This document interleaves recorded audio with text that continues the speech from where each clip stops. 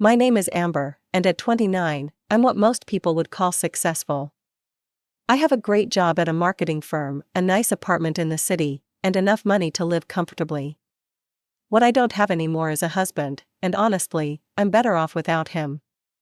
I divorced Mark just over a year ago after 3 years of what I can only describe as hell. We met at a friend's party when I was 25. He was charming, funny, and seemed to have his life together. 6 months later, we were married, and that's when everything changed. Almost immediately after our wedding, Mark started hanging out with a new group of friends. These guys were bad news, always drinking, never working. Soon enough, Mark was coming home drunk most nights. When I confronted him about it, he'd get angry. Not just annoyed, but scary angry. There were threats, things I never thought I'd hear from someone who claimed to love me. For too long, I put up with it, I made excuses, I tried to help him. Then came that final night when he stumbled in at 2 a.m., reeking of alcohol. I got fired, he slurred, collapsing onto our couch. Something in me snapped, that's it, Mark, I'm filing for divorce, I can't do this anymore. What happened next is something I still have nightmares about. He lunged at me, his face contorted with rage. I won't go into details, but I ended up with bruises all over my body and a sprained wrist. When he finally passed out, I ran to my friend Kelly's apartment down the block. From there, I called the police and went to the hospital to document my injuries. The divorce was quick, Mark moved out, was ordered to take anger management classes, and I tried to piece my life back together. My parents and my younger sister, Lily, were there for me through it all, at least, I thought they were. Last month, during a family dinner at my parents' house, they brought up the idea of a family vacation in Florida. Just the 4 of us, me, my 26-year-old sister Lily, and my parents, Robert and Susan. We thought June would be perfect, Mom said, eyes sparkling with excitement, can you imagine? 2 weeks of sun, sand, and ocean.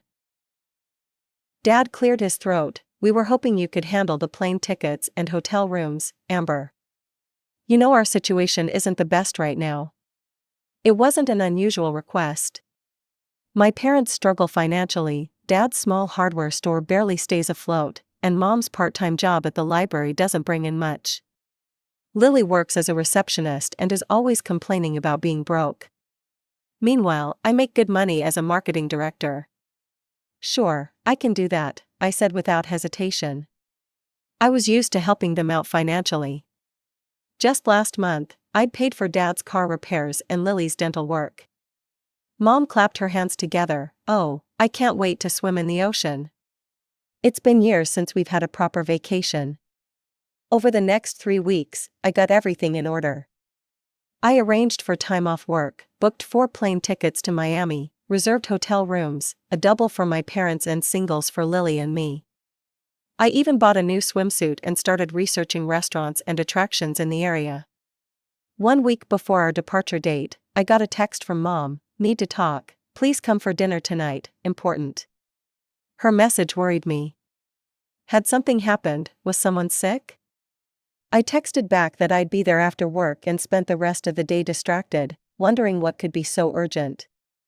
When I arrived at my parents' modest suburban home that evening, I was surprised to find not just Mom and Dad waiting, but Lily too. She was practically bouncing with excitement, a huge smile plastered across her face. What's going on? I asked, looking between them, is everything okay?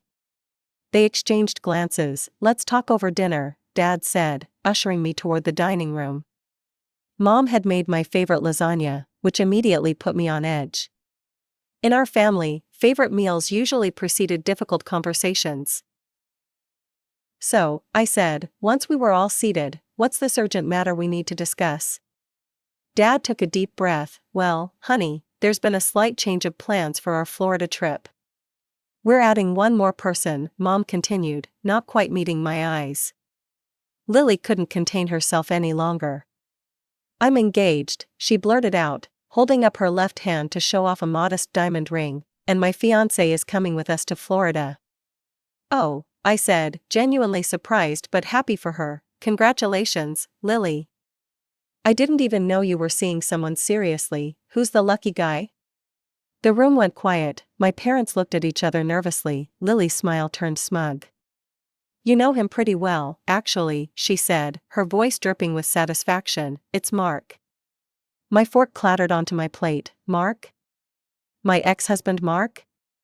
Lily nodded, her smile never faltering. "We've been dating for 3 months. He's changed, Amber. He's not the person you were married to." The room started spinning. My ex-husband, the man who had beaten me, the man I still had nightmares about, was now engaged to my little sister. And my family was acting like this was normal, like it was something to celebrate. "You can't be serious," I said, looking frantically between my parents. "You know what he did to me, Mom. You were in the courtroom during our divorce." "Amber," Mom said with a sigh, "you always exaggerate everything. What happened between you and Mark was just a typical marriage spat that got out of hand." I couldn't believe what I was hearing. A spat? "Mom, you saw me in the hospital. You saw the bruises all over my body. How can you say that?" Dad shifted uncomfortably in his chair but said nothing. Lily rolled her eyes dramatically. "Mark told me everything," she said, leaning forward. "He said you were the abusive one. That you hit him regularly, and he was just defending himself that night. He didn't mean to hurt you." A laugh escaped me, a harsh, bitter sound. "Are you kidding me? I'm 5 feet 4 inches and weigh 110 pounds. Mark is 6 feet 2 inches and built like a linebacker at 200 pounds. How exactly would I overpower him?" Lily shrugged. "I believe my fiancé." "Your fiancé," I repeated, the words tasting like poison. "The man who threatened me, the man who put me in the hospital." "The past is the past," Dad finally spoke up. "Mark's been going to his anger management classes. He's sober now. People change, Amber." I pushed my plate away, my appetite completely gone. "I'm not going on vacation with him, that's final." My parents exchanged another look, and my stomach dropped. "Well," Mom said slowly, "we thought you might feel that way, and we respect your decision. But we're still going," Dad added. "We'll just give your ticket to Mark." Lily nodded enthusiastically. "And you'll need to rebook the hotel rooms. Instead of 2 singles, just book a double for Mark and me." For a moment, I couldn't speak. The betrayal was so complete, so unexpected, that it knocked the wind out of me. These people, my family, were choosing my abuser over me. They were asking me to pay for his vacation. "Let me get this straight," I said, my voice eerily calm. "You want me to cancel my own vacation, which I've already arranged time off work for, and instead pay for my abusive ex-husband to go in my place?" I stood up from the table. My hands were shaking, but I was determined not to break down in front of them. "You know what, I need to go." I grabbed my purse and jacket, moving toward the door. No one tried to stop me, no one called out, they just let me walk away. The drive home was a blur. I kept expecting tears to come, but instead, I felt a cold, hard anger building inside me. By the time I reached my apartment, I knew exactly what I was going to do. I poured myself a generous glass of wine and sat down at my computer. First, I canceled all 4 plane tickets to Miami. Then I canceled my hotel reservations. I took screenshots of each cancellation confirmation and attached them to text messages to both Mom and Lily. Vacation plans canceled, all reservations were in my name, so they're now void. Have a great June. I hit send before I could second guess myself. Yes, I'd lose the deposit money, but it was worth it to know that they wouldn't be enjoying a vacation at my expense while excluding me. It took exactly 15 minutes for my phone to start blowing up. First Mom called, then Lily, then Dad. I ignored them all, setting my phone to silent and enjoying my wine. When I finally checked my messages an hour later, what I saw only confirmed I'd made the right decision. From Mom, "How could you do this to your family? You're a terrible daughter, selfish and spiteful. We're better off without you in our lives." From Lily, "You jealous bastard, you lost the best man in the world and now you can't stand to see me happy with him, you're dead to me." I snorted at Lily's message. Mark, the best man in the world. She had no idea what she was in for. Oddly enough, I felt relieved as I blocked their numbers. For years, I'd been their emotional and financial support. I paid for emergencies, listened to their complaints, solved their problems. And for what? For them to turn on me the moment it suited them? A week passed. I kept my vacation time approved at work but hadn't decided what to do with it. Then, while mindlessly scrolling through social media one evening, I saw a post from Lily. There they were, Lily, Mom, Dad, and Mark, standing in front of my parents' house, luggage at their feet. Lily's caption read, "Off on our real family vacation. Just the important people, no dead weight." Several relatives had commented, asking where I was and why Mark was there. I didn't respond to any of the confused messages I received from extended family and friends. What could I say? That my family had chosen my abuser over me? That they'd erased the violence I'd experienced?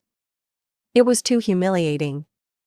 Instead, I made a decision. I wasn't going to sit at home while they enjoyed themselves, even if it was at a cheaper destination.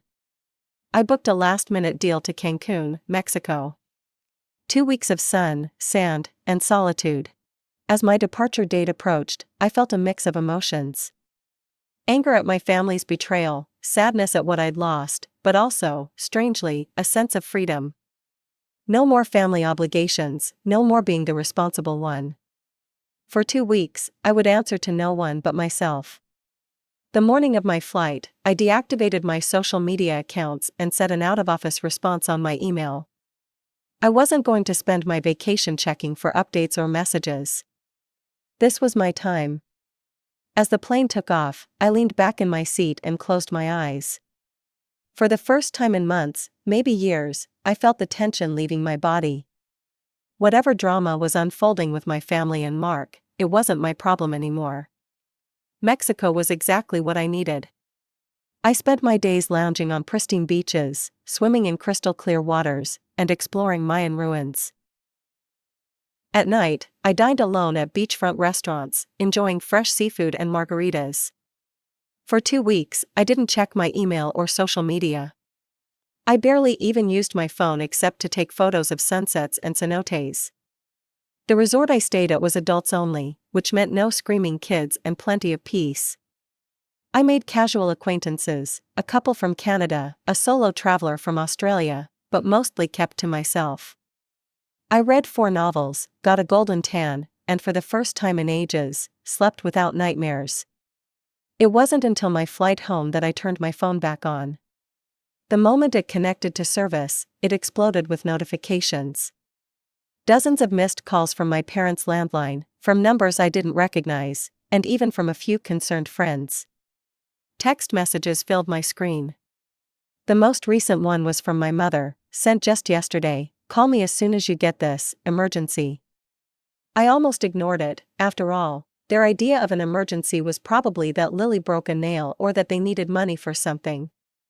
But a nagging feeling in my gut made me dial Mom's number once I was settled in my apartment, unpacked and showered.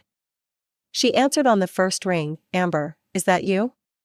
"Yeah, Mom, what's the emergency?" I kept my voice cool and detached. "Oh, thank God, we've been trying to reach you for days." She sounded genuinely distressed. "It's about the vacation, and Mark." "I'm not interested in hearing about your wonderful family time with my abusive ex," I said, reaching to end the call. "No, wait," Mom's voice rose. "It was a disaster, Amber, you were right about him." That stopped me. What happened? The story tumbled out. They'd gone to a budget beach resort in South Carolina. The first day had been fine, checking in, enjoying the pool, having dinner.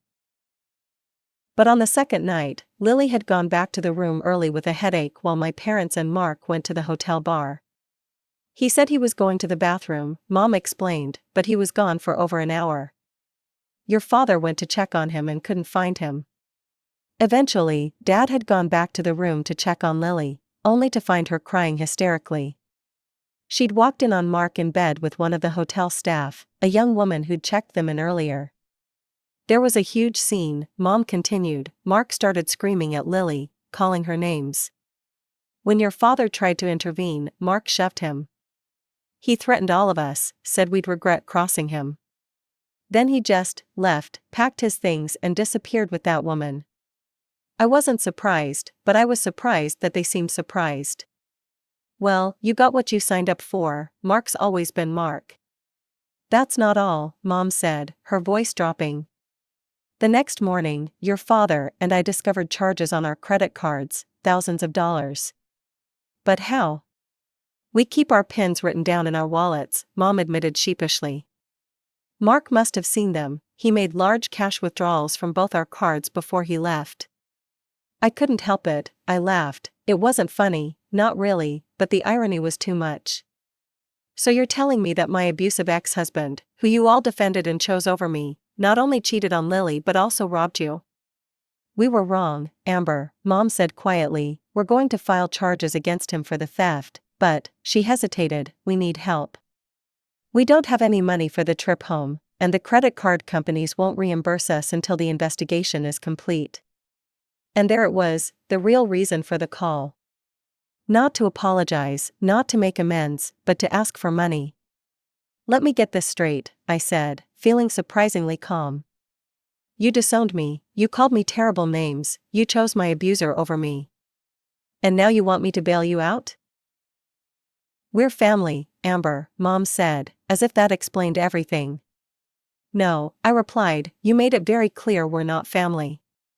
You told me I was dead to you, I'm not giving you a cent. I hung up and immediately blocked their numbers. Over the next few days, I received calls from aunts, uncles, and family friends, all telling me how my parents and sister were struggling, how they needed my help, how family should stick together. I blocked each number as the calls came in. Then they started showing up. First at my apartment, where the doorman refused to let them up based on my instructions. Then at my office, where security escorted them out. It was exhausting and embarrassing, but I held firm. Ms. Mitchell, my office's security guard said after removing my father from the premises for the second time, would you like us to add your family members to the permanent deny list? I nodded, feeling a strange mix of sadness and resolution. Yes, please, and thank you for handling this so discreetly. I did the same at my apartment building, asking the concierge to never allow my parents or sister inside. It felt extreme, but necessary. They'd shown they had no boundaries, no respect for my feelings or experiences. As weeks passed, I heard through the grapevine what was happening with them.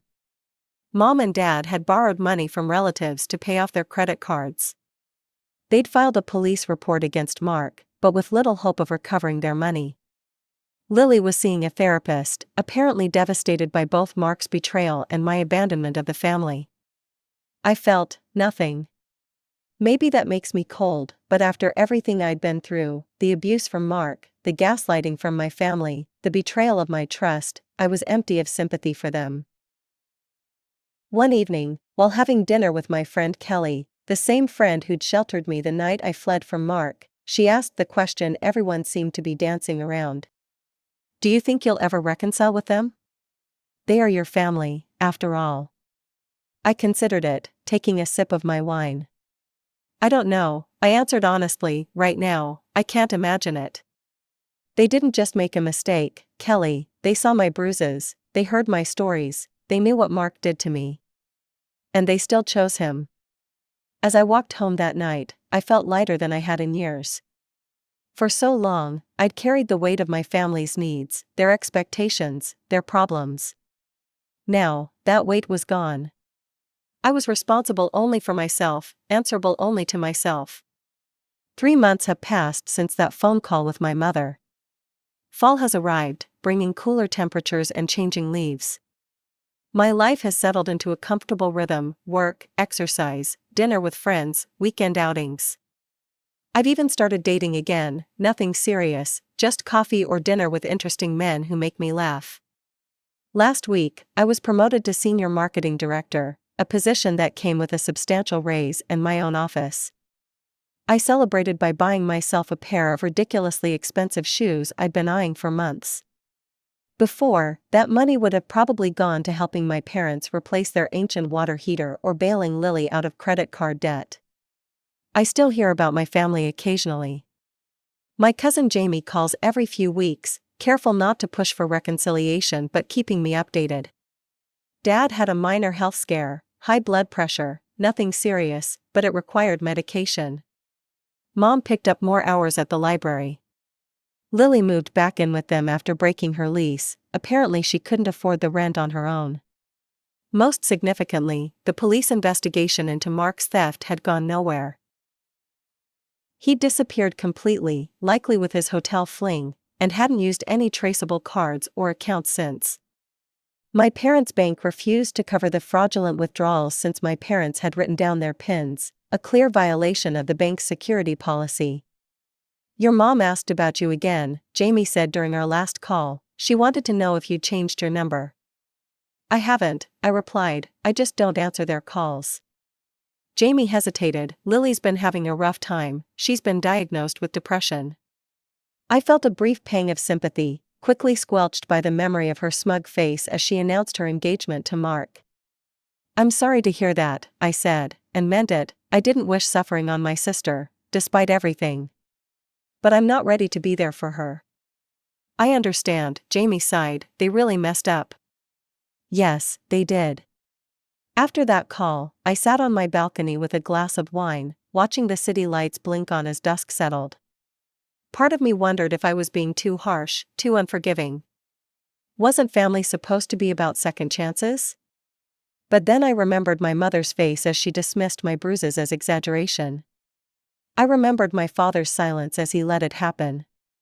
I remembered Lily's vicious text messages and social media posts. No, I decided, I wasn't being too harsh. I was finally valuing myself enough to set boundaries. My therapist, yes, I started seeing one after all this drama, says that's healthy. You're not cutting them off out of vengeance, she told me during our last session. You're protecting yourself from people who've shown they can't be trusted with your well-being. Sometimes I wonder what would have happened if I'd gone on that Florida vacation as planned. Would Mark have still shown his true colors? Would my family have finally seen him for what he was, or would they have continued to make excuses for him? Would I have spent 2 weeks pretending everything was fine while dying inside? I'll never know, and honestly, I'm glad.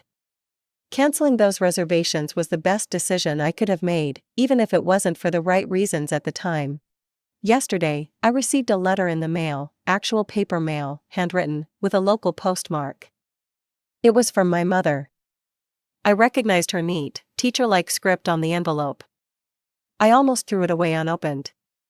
But curiosity got the better of me, and I found myself sitting at my kitchen counter, carefully slicing the envelope open with a knife. Dear Amber, it began, I don't know if you'll read this, but I had to try one more time. The letter was long, 4 pages of my mother's handwriting, front and back. She wrote about how wrong they'd been, how blind. She detailed the ways Mark had manipulated Lily, gradually isolating her from friends, filling her head with lies about me and about their relationship. She described how, after he left them stranded at that hotel, they found a small bag of pills in the room, drugs they hadn't known he was taking. We should have believed you, she wrote, there's no excuse for what we did. We betrayed you in the worst possible way, and we're living with that knowledge every day. She didn't ask for money, she didn't ask for forgiveness. She just asked if, someday, I might be willing to talk. She included her new cell phone number at the bottom of the last page.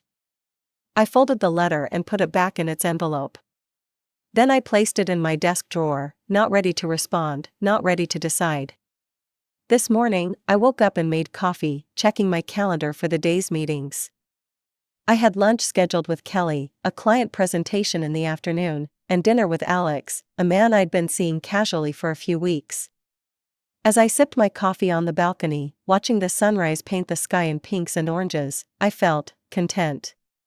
Not happy, exactly. There was still a sadness in me for what I'd lost, or rather, for what I'd never really had. A family that would choose me. Parents who would protect me. A sister who would believe me. But I had built a good life for myself. I had friends who supported me, a career I enjoyed, a home that felt safe. I had freed myself from the obligation to constantly rescue people who wouldn't do the same for me. Will I ever call the number my mother left in that letter? I don't know, not today, probably not tomorrow. Maybe not for months or even years. I'm no longer angry, not white-hot angry, anyway? That's progress, I suppose. But I'm not ready to let them back into my life. Trust, once broken so thoroughly, isn't easily repaired. And I'm not sure I want to put in the effort to repair it.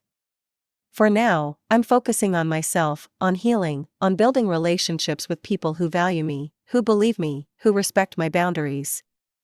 Maybe someday I'll be ready to have a conversation with my mother, to hear Lily's apology, to look my father in the eye again.